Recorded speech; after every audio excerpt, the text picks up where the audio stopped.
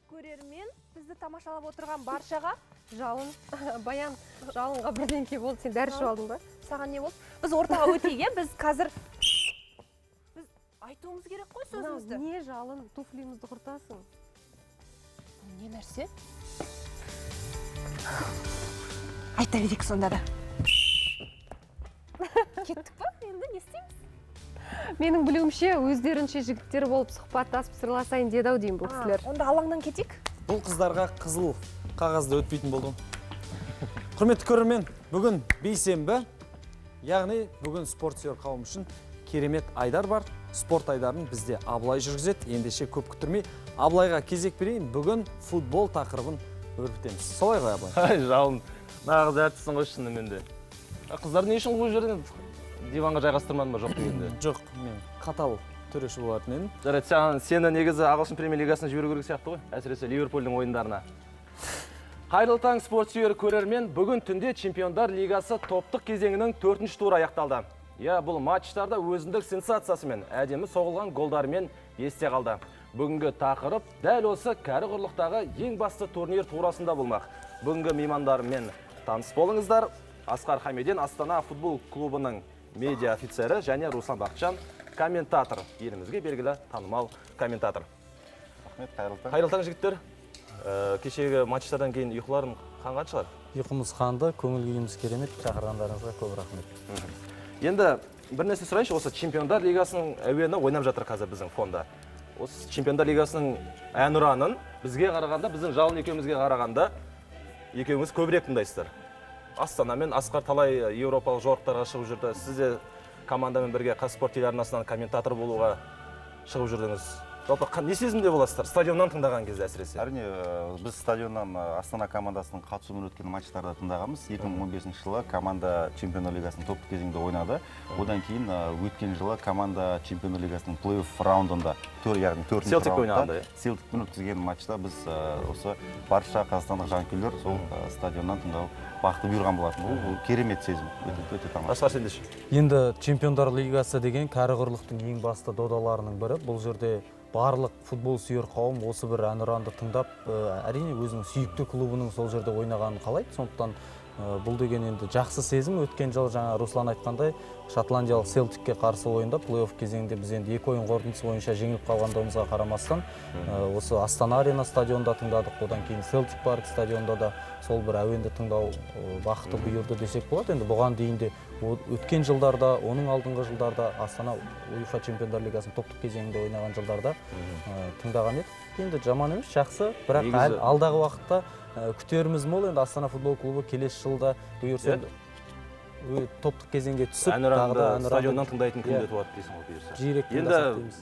Негізі бұл Чемпиондар лигасының геймінің тыңдау кез келген ойыншыларға бұйыра бермейтін бақ футболшыларға. Енді осы орайда осы әнұранның ең соңындағы The Champions деген сөз бар ғой, яғни чемпиондармыз деген сөз бар. Соны алдыңғы ойындарда, алдыңғы бірінші кезеңде Италияның 2-1 қаласында шырқалған екен. Содан бір үзік тыңдасақ, жанкүйерлердің сол стадионның атмосферасын бере алсақ.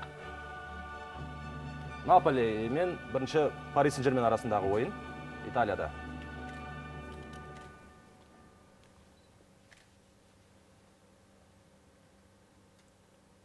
Неке?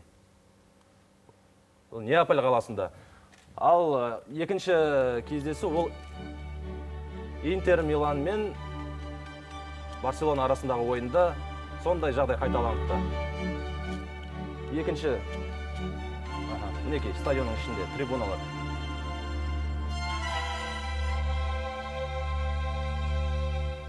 Мінекей, стадионнан кішкене бізде қателіктер кетіп жатыр, бұл техникалық ақаулар. Негізі бұндағы атмосфераны құлаққаппен тыңдағанның өзінде бір керемет әсерге бөленесің. Ал оны стадионнан тыңдағанның өзі бір ерекше, басқаша сезімде ойлаймыз. Енді алдыңғы ойындар бар, кешегі ойындар бар. Жалпы ойындар туралы не айтасыздар? Жалпы енді Чемпиондар лигасының осы 4-ші тур кезеңі сенсацияларға толы болды.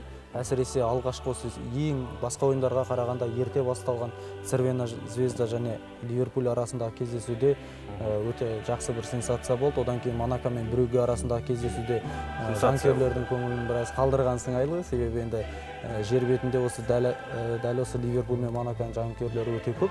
Бірақ енді қазір кез келген Еуропаның турнирлерде ойнайтын командалар футбол ойнауды үйреніп алды.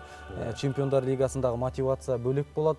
Сондықтан кез келген командаға қарсы менің ойымша ойнауға болады. Оның бір дәлелі біздің Астана футбол клубы деп сеніммен айта аламыз. Сондықтан қазір қағаз жүзінде фаворит бар, бірақ ойын жүзінде фаворит жоқ ешқандай команда. Кез келген команда бір-бірін ұтуға қауқарлы. Енді Цервена Звезда командасы осыдан 3 жыл бұрын Еуропа лигасының бірінші раундында Алматының Қайратымен кездескен және 2 матчтың қорытындысы бойынша жеңіліп қалған болатын. Міне сол команда қазір араға 3 жыл салып өткен жылғы Чемпиондар лигасының финалистін ұтып кетті өз алаңында. Бұл енді 4-ші турдың басты Бұл туралы әңгімеден өтіп кетсек қайтеді, өйткені Ливерпуль туралы айтқан сайын мен жүрегіме сендер мені ойламай отырсыңдар ғой. Жоқ, сенің ештеңе кетпейді деген ойдамыз. Енді Қайрат ұтты Цервена Звезда. Мен Жерар Гоудың голы есімде әлі дейін.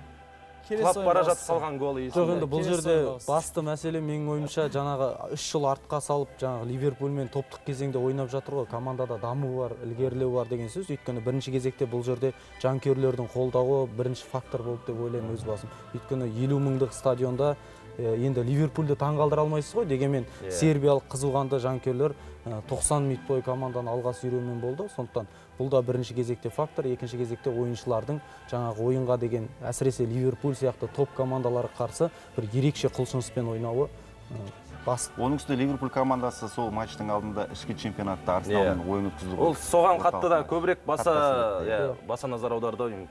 Ағылшын премьер лигасында, жалпы чемпиондар лигасында бір маусымда 50 ойын өткізіп жүрген команда үшін бұл ешқандай мәселе болмауы тиіс деп ойлаймын өзім. Физикалық жағынан болсын. Бұл жерде ең бастысы ойыншылардың ойынға деген көзқарасы, дайындығы және команданы бағаламау тұрғысындағы мәселе сияқты.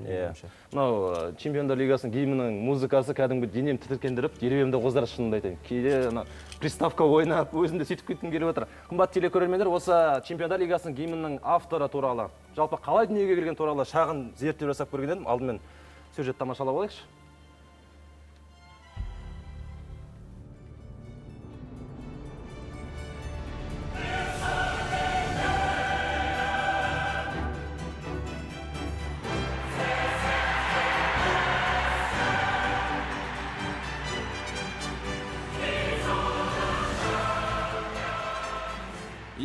Бұл әуенді естісе футбол сүйер қауымның тұла бойы шымырлап, жаны жадырап қоя беретін рас.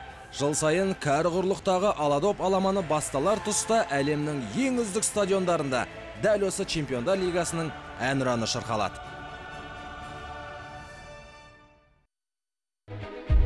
Ал осы миллиондардың жүрегін жаулаған доп додасы әнұранының авторы ағылшын композиторы Тони Бриттен. Оның айтуынша басында бірнеше аспаптың сүйемелдеуімен орындалған туынды кейін Еуропадағы ең үлкен саналатын патшалық жанындағы филармониялық оркестрдің орындауында жазып алыныпты. 1992 жылы маған футбол сайысына әуен жазу керектігі туралы ерекше ұсыныс түсті. Шынымды айтайын, басында бұған аса назар аудармаған едім. Қазір хитке айналған музыка бас аяғы 6 аптаның ішінде таспаға жазылды. Кейін композиция әлемдегі ең бірінші турнирдің ажырамас бөлігіне айналды.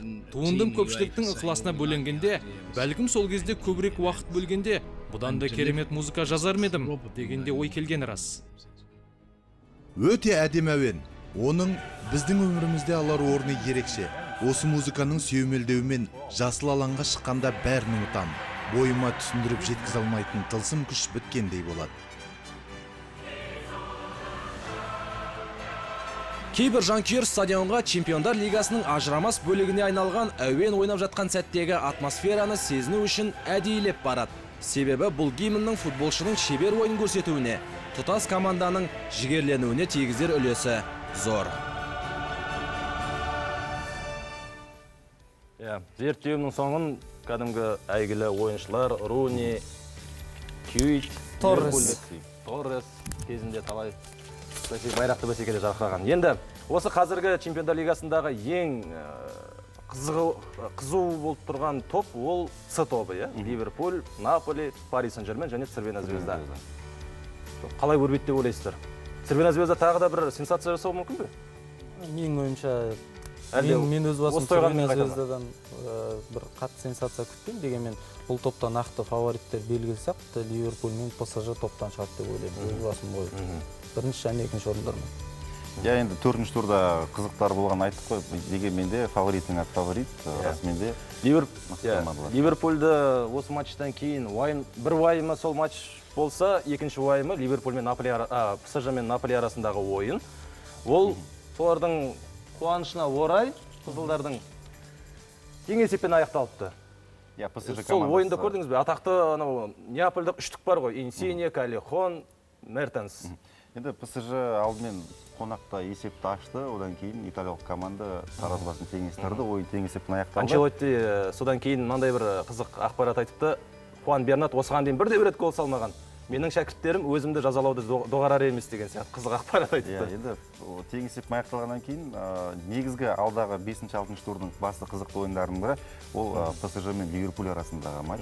Енді біз өз алаңымызда ағылшынды команданы қабылдаймыз бұйырса. Мен енді Пари Сен-Жерменнің командасының жанкүйері ретінде айтайын десің. Енді бүгінгі ойынға ауысайықшы. Бүгін енді Чемпиондар лигасынан кейінгі Еуропадағы екінші турнир, ол Еуропа лигасы. Біздің Астана бұйырса қымбатты телекөрермендер кешке Яблонец 21:00-де Яблонец командасын қабылдайды. Біздің 5-ші ойынымыз, 4-ші ойынымыз. 4-ші тур 21 июльде басталады. Иә, бұйырса.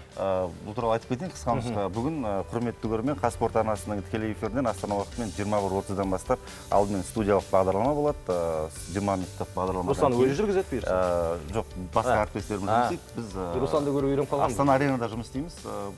Сол 21:50-де Қазспорт арнасының тікелей эфирінен 4-ші тур УЕФА Еуропа лигасының кей тобының 4-ші турында Астана өз алаңында Яблонецті қабылдайды. Әзірге командада 5 ұпай бар. Бірінші орындамыз. Бірінші орында және плей-оффқа шығатын керемет мүмкіндік бар. Астана қаласының барша қонақтары мен тұрғындарын Астана аренаға шақырамыз. Ал еліміздің басқа көрермендерін Қазспорт арнасын қосуды сұраймыз.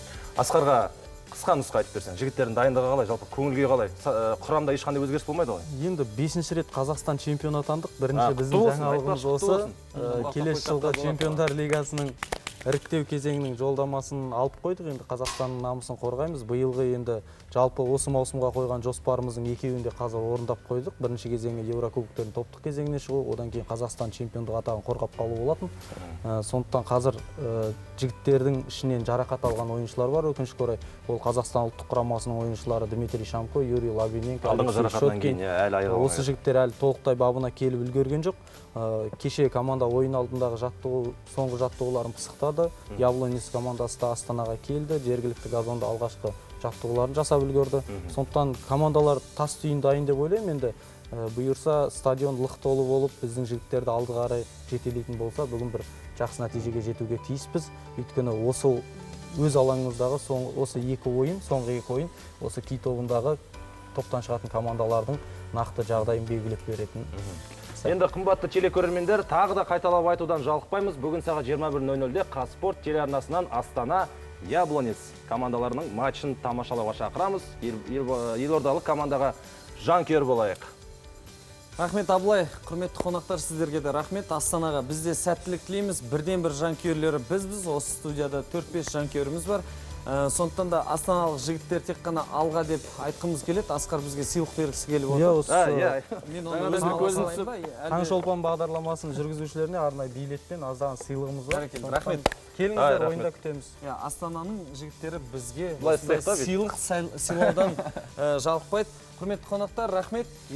Бүгін кешке стадионда жолығамыз. Мен енді өзімнің қыздарыма барайын. Кел жалын. Мына жерге бізде сызып қояқ, сені кіргізбей. Қыздар, жаңа образ болды, маған Абылай айтты, сен осы бүгін төрешінің қызметін атқарып бересің деді. Содан кейін мен сендерді кіргізген жоқ, айтып берсе. Көрерменмен қоштасайық, кейін ақталасың. Одан кейін шешіп аламыз барлығын. Сыйлық алып келдім сендерге, қыздар. Рахмет. Қымбатты көрермен, біз осымен 3 сағаттық тікелей эфирдегі жұмысымызды тәмамдаймыз. Бүгінге ертеңде өздеріңізбен біргеміз, таңғы 7 мен 10 аралығында. Ұлттық арнаны таңдағандарыңыз үшін рахмет. Қадірлі көрермен, Таңшолпан өз жұмысын енді ертең жалғастырады. Біздің шығармашылық және техникалық ұжымның атынан әріптестерім Жалын Тілеуберген, Назерке Нұртас және өз атымнан сіздерге тек қана жақсылық тілеймін. Әр шаңыраққа бақ келсін және ол баянды болсын. Ертең жұманың жарқын таңында жолығайық. Аман болыңыздар.